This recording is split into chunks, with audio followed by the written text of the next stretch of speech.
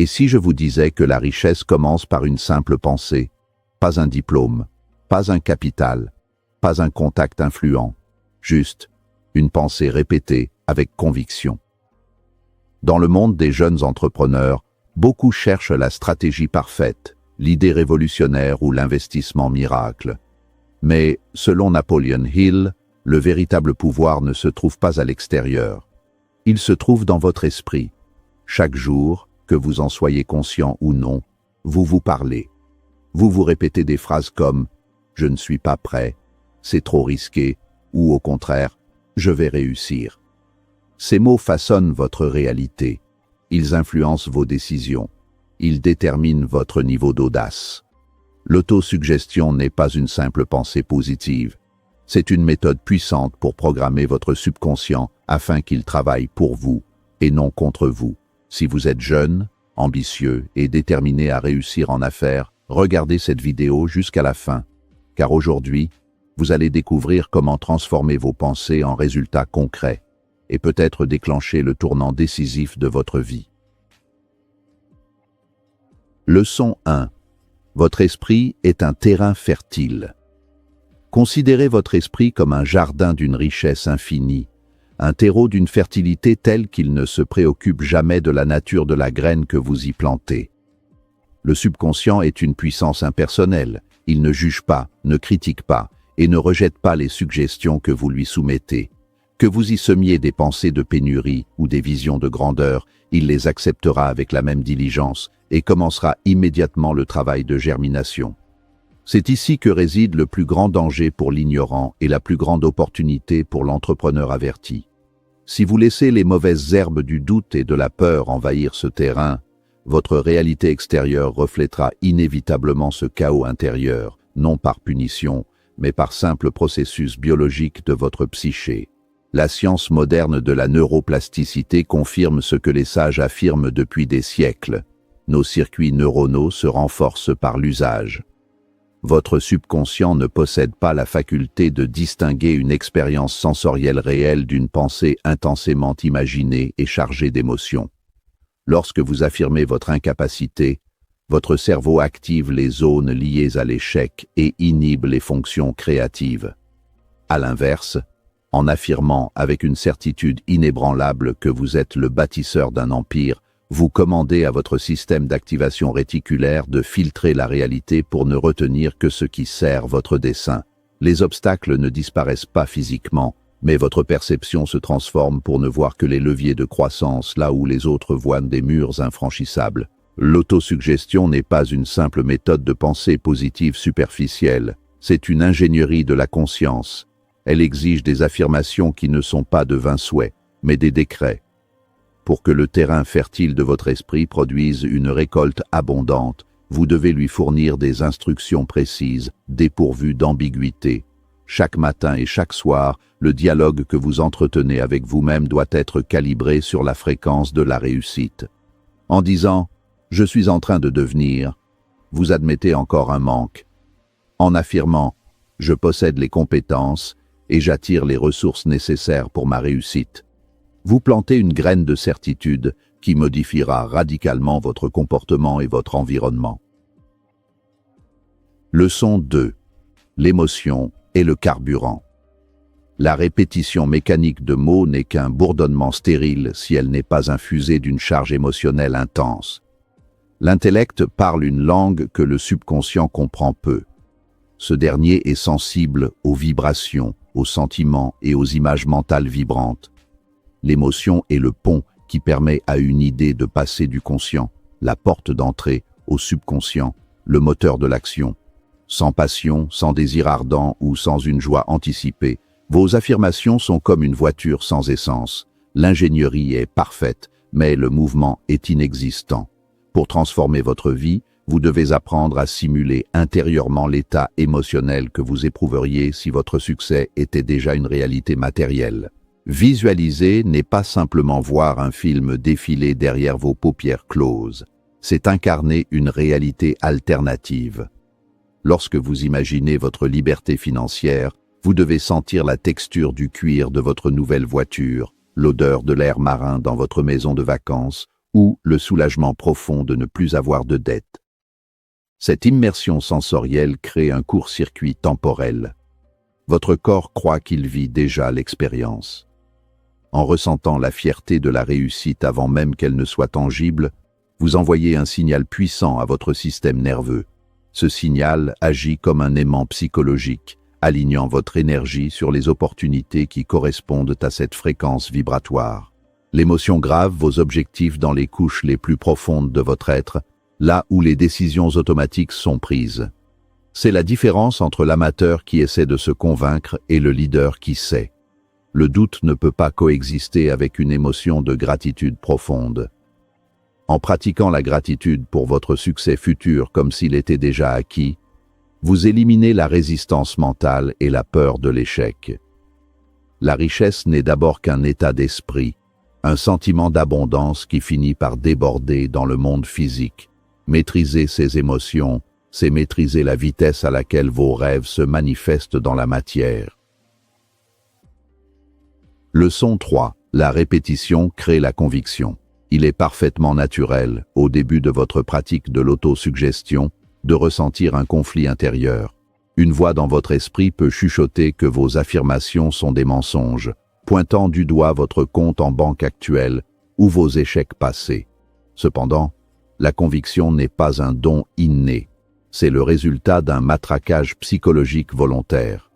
La répétition agit comme l'eau qui tombe goutte à goutte sur la pierre. Avec le temps, même le granit le plus dur finit par céder. Chaque répétition affaiblit les anciennes structures de pensée limitantes et renforce les nouvelles autoroutes de la croyance. C'est un processus de reprogrammation qui demande de la patience et une foi aveugle en la méthode. Le passage du doute à la croyance est la phase la plus critique de la transformation personnelle. C'est durant cette période que la majorité des gens abandonnent, prétextant que ça ne marche pas. Ils ne réalisent pas que la résistance qu'ils éprouvent est la preuve même que le processus est en cours. Votre ancienne identité lutte pour sa survie. En persistant dans la répétition quotidienne, vous saturez votre esprit jusqu'à ce que la nouvelle idée devienne plus réelle pour vous que votre environnement actuel. C'est à cet instant précis que la magie opère. La croyance devient une certitude, et cette certitude change radicalement votre posture, votre ton de voix et votre charisme. Ce que vous répétez finit par fusionner avec votre identité profonde. Vous ne dites plus « je veux être riche », vous agissez comme quelqu'un qui est intrinsèquement lié à la valeur et à la prospérité. Cette nouvelle identité devient votre thermostat interne. Si votre réalité extérieure descend en dessous de votre niveau de croyance intérieure, votre subconscient générera une poussée d'énergie et d'idées pour rétablir l'équilibre. La répétition n'est donc pas une corvée, mais l'outil de sculpture avec lequel vous façonnez le nouveau moi, capable de porter et de maintenir le succès que vous convoitez. La constance est la clé de voûte de cette architecture mentale. Leçon 4. Vos pensées influencent vos actions. L'autosuggestion ne doit jamais être confondue avec une passivité contemplative. Au contraire, elle est le moteur de l'action massive. Un jeune entrepreneur dont l'esprit est saturé par la conviction de sa réussite ne se comporte pas de la même manière qu'un entrepreneur dévoré par l'incertitude. La pensée est la cause, l'action est l'effet. Lorsque vous croyez profondément en la valeur de votre projet, vous n'avez pas besoin de forcer votre discipline, elle découle naturellement de votre vision. Vous osez passer cet appel difficile, vous présentez votre offre avec une assurance contagieuse et vous travaillez avec une endurance qui semble surhumaine aux yeux des observateurs extérieurs. L'échec n'est plus perçu comme un arrêt définitif, mais comme une donnée informative nécessaire à la correction de la trajectoire. Parce que votre subconscient est programmé pour la victoire, il interprète chaque revers comme un défi à résoudre plutôt que comme une validation d'une supposée incompétence.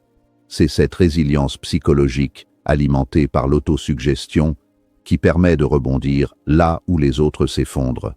Vos pensées dominantes agissent comme un système de guidage automatique. Si vous nourrissez des pensées de conquête, vos muscles et votre cerveau se coordonneront pour exécuter les actions nécessaires avec une précision et une efficacité accrues. Il est crucial de comprendre que l'esprit prépare le terrain, mais que les mains doivent bâtir l'édifice. L'autosuggestion élimine les blocages internes qui causent la procrastination et l'autosabotage. Elle vous libère de la peur du jugement, vous permettant de passer à l'offensive commerciale ou créative. En alignant votre dialogue intérieur avec vos objectifs matériels, vous créez une synergie totale entre votre intention et votre exécution. L'action devient alors la célébration de votre conviction intérieure. Le succès est le résultat d'une pensée qui s'est transformée en une force physique irrésistible à travers le mouvement constant et dirigé. Leçon 5. La discipline mentale crée la richesse. La richesse n'est pas un accident de parcours, mais une construction délibérée qui commence par une discipline de fer exercée sur les pensées. La plupart des individus vivent dans un état de dérive mentale, réagissant aux nouvelles négatives, aux critiques et aux circonstances extérieures comme des feuilles portées par le vent. L'entrepreneur qui réussit comprend que son esprit est son actif le plus précieux. Il le protège avec une rigueur absolue. Contrôler son dialogue intérieur signifie refuser l'entrée aux pensées de pénurie, de jalousie ou de victimisation. C'est choisir consciemment, à chaque instant, les concepts et les images que l'on autorise à résider dans son sanctuaire intérieur. Cette discipline mentale exige une vigilance de tous les instants. Il s'agit de devenir le gardien vigilant de sa propre conscience. Lorsque des pensées de doute surgissent, et elles surgiront, l'esprit discipliné ne les combat pas avec violence, mais les remplace instantanément par des affirmations de puissance. C'est un exercice de volonté qui sépare les maîtres des esclaves. Les grands bâtisseurs de ce monde ne sont pas nécessairement plus intelligents, mais ils sont plus maîtres de leur foyer psychique. Ils savent que laisser une pensée de défaite s'installer, c'est accepter que cette défaite commence à se manifester dans leurs affaires et leur santé. En fin de compte, votre succès dépend entièrement de ce que vous autorisez à vivre et à se multiplier dans votre esprit. La richesse matérielle n'est que l'ombre projetée par votre richesse intérieure. En cultivant une discipline mentale axée sur l'abondance, la solution et la croissance, vous créez un environnement psychologique où la pauvreté ne peut tout simplement pas survivre. Vous devenez l'architecte de votre destin en choisissant les briques de vos pensées. Cette maîtrise de soi est la forme de liberté la plus haute et le fondement inébranlable sur lequel repose toute fortune durable et toute vie accomplie. Le pouvoir de l'autosuggestion n'est pas magique.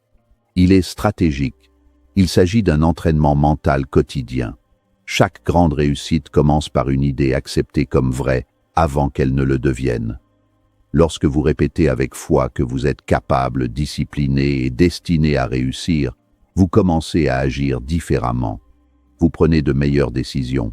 Vous attirez de meilleures opportunités. Vous développez une résilience que les autres n'ont pas. Rappelez-vous, votre esprit est soit votre plus grand allié, soit votre pire ennemi. Les jeunes entrepreneurs qui comprennent cela tôt prennent une avance considérable. Ils ne laissent pas les doutes extérieurs dicter leur avenir. Ils créent une vision claire et la renforcent chaque jour par l'autosuggestion. Alors à partir d'aujourd'hui, choisissez vos mots avec soin. Répétez vos objectifs matin et soir. Ressentez votre réussite avant qu'elle n'arrive. Parce que ce que vous croyez profondément, vous finirez par le devenir. Votre succès commence dans votre esprit.